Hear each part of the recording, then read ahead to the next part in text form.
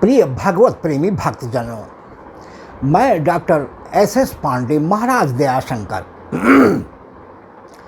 आज आपके समक्ष विषय परिवर्तन करते हुए आज एक प्रभु कृष्ण और गोपियों के बीच के संवाद को अर्थात गोपियों के मनोभावों को व्यक्त करता हुआ एक सुंदर सा रसिया प्रस्तुत करना चाहता हूं। भक्तों, लगातार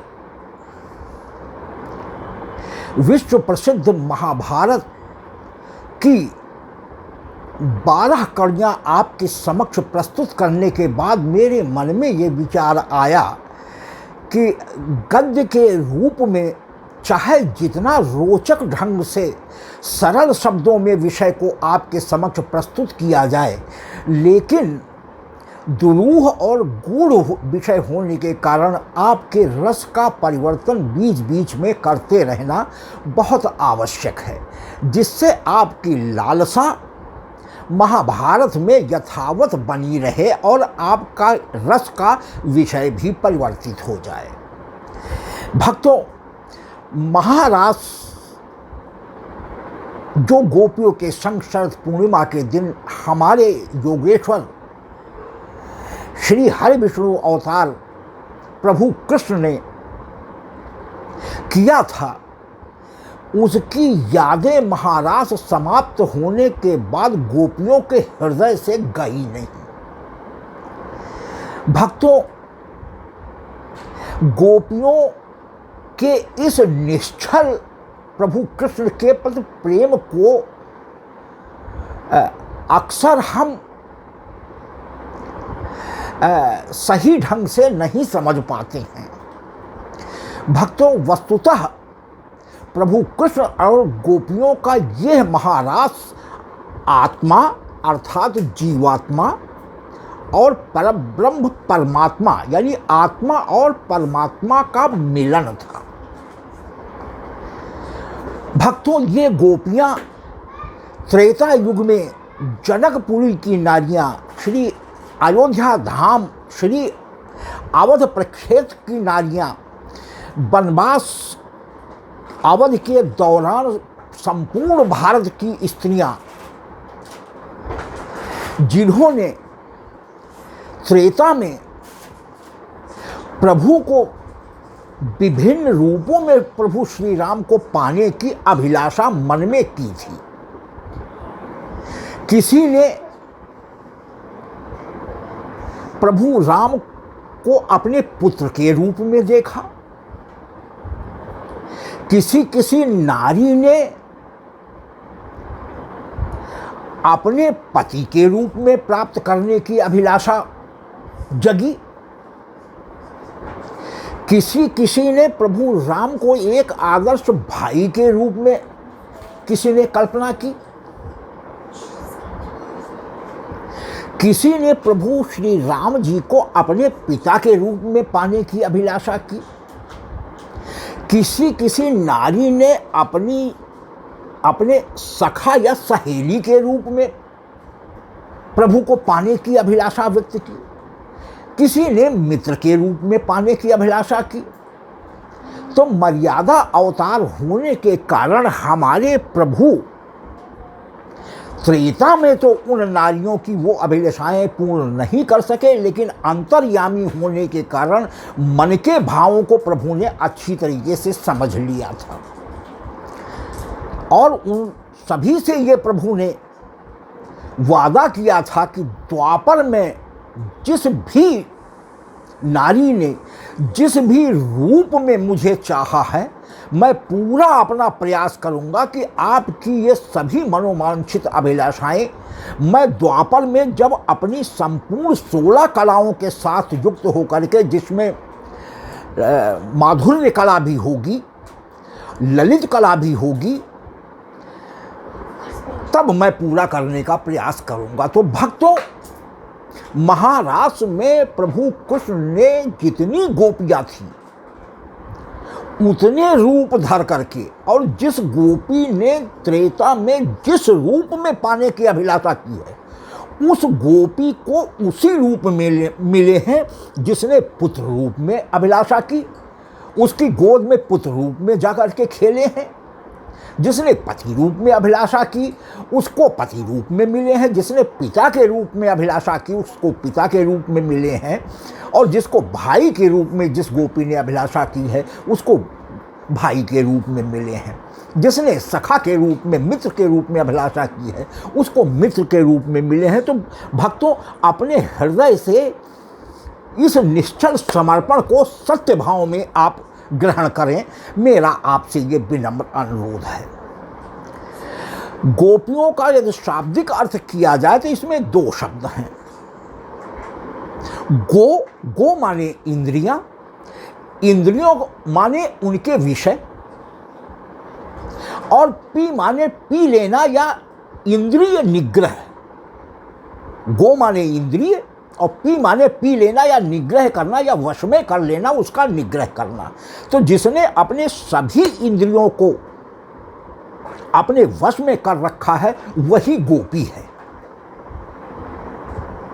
आशा है आप गोपी को का तात्पर्य सही अर्थों में हमारे भक्त गण समझ गए होंगे, और उसी रूप में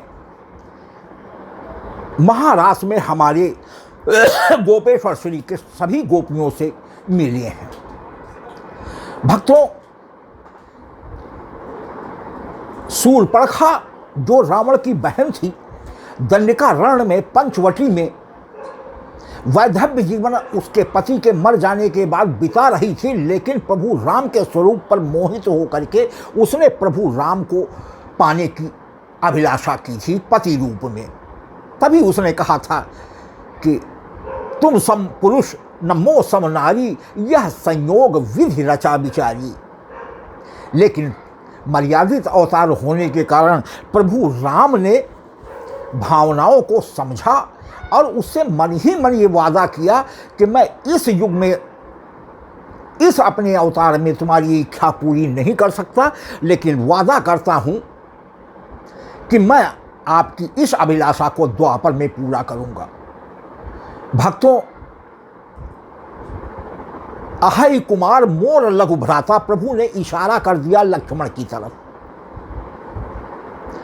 शूर्पणखा एक मोह है और इसीलिए लक्ष्मण ने मोह की नाक और कान काट दी थी कि उसको अज्ञान से ज्ञान आ गया शूर्पणखा को, और तभी से उसने रावण के संहार का प्रण कर लिया था, क्योंकि उसके पति को विद्युतजीव को रावण ने मार डाला था अभिमान में, और वो भरसक बदला लेना चाहती थी। इसलिए प्रभु राम को लुभाने का उसका अभिप्राय यही था कि इस अत्याचारी पापाचारी मेरे भाई रावण का अंत प्रभु राम ही करने में समर्थ हैं, इसलिए चाहे जिस प्रकार से मुझे इन्हें उत्तेजित करना पड़े, मैं अपना सर्वस्व न्यौछावर करके प्रभु को इसके लिए तैयार करूंगी।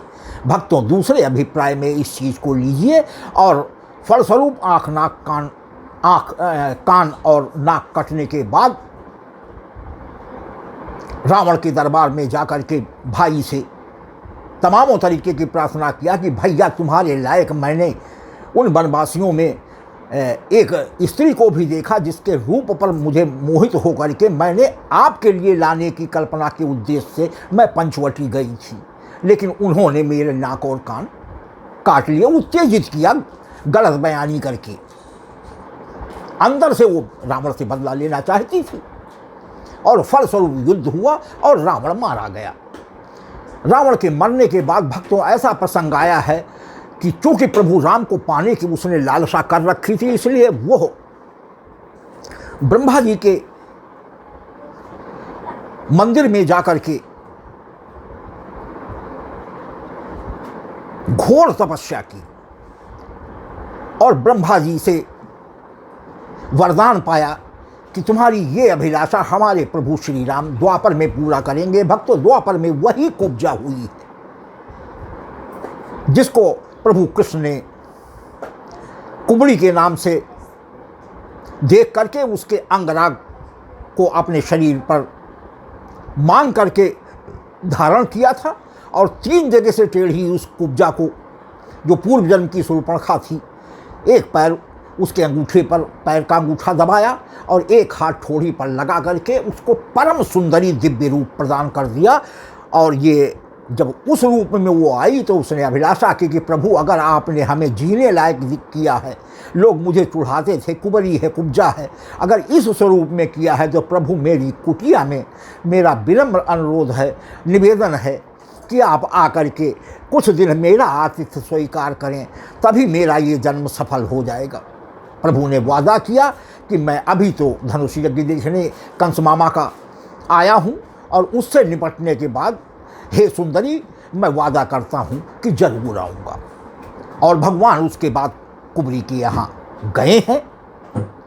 तो भक्तों, ये कुछ ऐसे प्रसंग थे जो बता देने से आप इस रसिया के द्वारा गोपियों का प्रेम, निश्चल प्रेम स्वीकार करने में आपको कोई कठिनाई नहीं होगी। आइए एक छोटे से संकीर्तन के बाद हम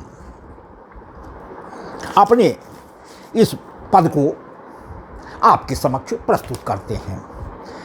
राधे गोविंद गोविंद राधे, राधे गोविंद गोविंद राधे, राधे राधे गोविंद गोविंद राधे, राधे गोविंद गोविंद राधे, राधे राधे गोविंद गोविंद राधे, राधे गोविंद गोविंद राधे, राधे राधे गोविंद गोविंद राधे, राधे गोविंद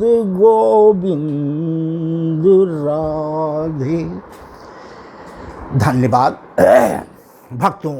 आइए एक बहुत ही आप सुंदर सा रसिया आपके हृदय को प्रफुल्लित करने के लिए, आपको द्वापर युग में ले चलने के लिए हम अपने इस बहुत ही सुंदर सी रसिया को आपके समक्ष प्रस्तुत करते हैं।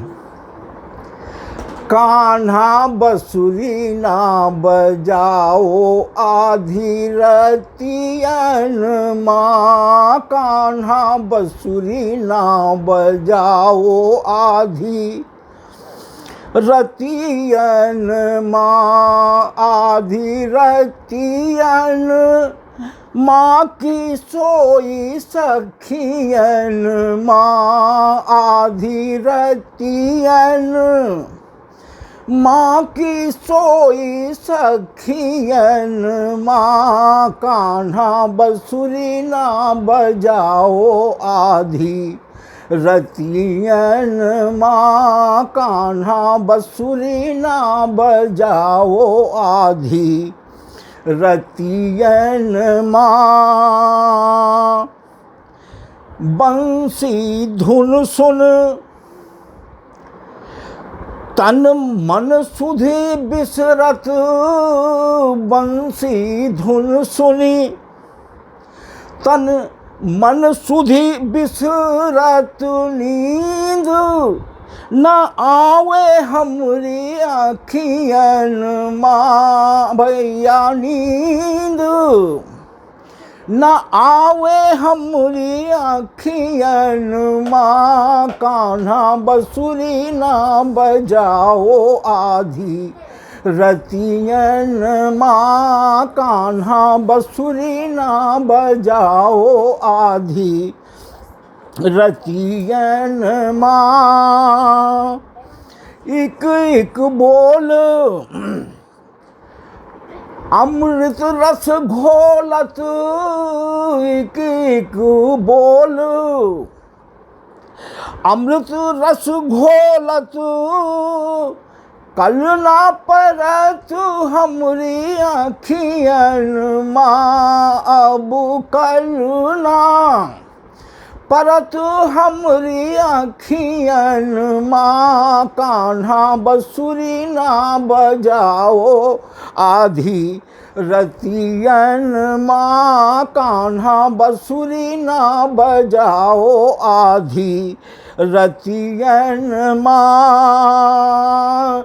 इक इक बोल अमृत रस घोलत, इक इक बोल अमृत रस घोलत, कल ना परत हमरी अखियन माँ, अब कल ना परत हमरी अखियन माँ, कान्हा बंसुरी ना बजाओ आधी रतियन माँ, कान्हा बंसुरी ना बजाओ आधी रतियन माँ। बंसी धुन सुन रह नहीं पाती, बंसी धुन सुन रह नहीं पाती, गिर गिर पड़ूं नाली झलियन माँ, अब गिरी गिरी पड़ूं नाली झलियन माँ, कान्हा बंसुरी ना बजाओ आधी रतियन माँ, कान्हा बंसुरी ना बजाओ आधी रतियन माँ। हम सबकी कान्हा समझो मजबूरी, हम सबकी कान्हा समझो मजबूरी, हमें ना बुलाओ तंग गलियन माँ, अब हमें ना बुलाओ तंग गलियन माँ, कान्हा बंसुरी ना बजाओ आधी रतियन माँ, कान्हा बंसुरी ना बजाओ आधी रतियन माँ। रास रचा के है पागल बनाया, रास रचा के है पागल बनाया, रास रचा के है पागल बनाया, अब नींद न आवे दिन रतियन माँ, अब नींद न आवे दिन रतियन माँ, कान्हा बंसुरी ना बजाओ आधी रतियन माँ, कान्हा बंसुरी ना बजाओ आधी रतियन माँ। काम धाम घर बार न भावत, काम धाम घर बार न भावत, काम धाम घर बार न भावत, रातों दिन चर्चा सब अलियन माँ, अब रातों दिन चर्चा सब अलियन माँ, कान्हा बंसुरी ना बजाओ आधी रतियन माँ, कान्हा बंसुरी ना बजाओ आधी रतियन माँ। दधी माखन अब किसे खिलाऊं, दधी माखन अब किसे खिलाऊं, तुम बिन कैसे साजूं अब थलियन माँ, तुम बिन कैसे साजूं अब थलियन माँ, कान्हा बंसुरी ना बजाओ आधी रतियन माँ कान्हा बंसुरी ना बजाओ आधी रतियन माँ।